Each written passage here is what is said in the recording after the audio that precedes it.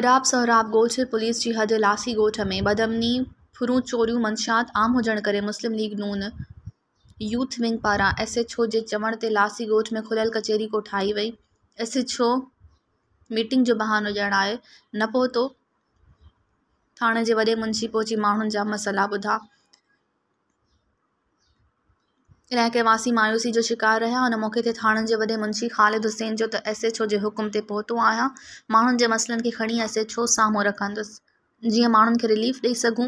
असां हर वक़्तु अव्हां लाइ हाज़िर आहियूं। मुस्लिम लीग नून जे सूबाई नायब सदर ग़ुलाम सरवर तुनियो चयो त पुलिस वारनि खे जॾहिं शिकायत कंदा आहियूं त जवाब में चवंदा आहिनि अव्हां निशानदेही कयो, असां कार्रवाई कंदासीं। जॾहिं त पुलिस खे ज़िंदा ॾोहारियुनि जो त छा पर क़ब्रनि में सुतल जी बि ख़बर नाहे त हीउ फलाणो ॾोहारी हो।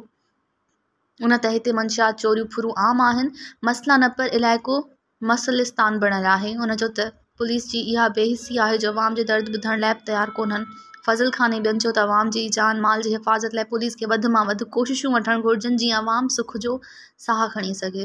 मज़ीद खबरों और तफसीलात के लिए विजिट करें हमारी वेबसाइट www.awamiNewsHD.com।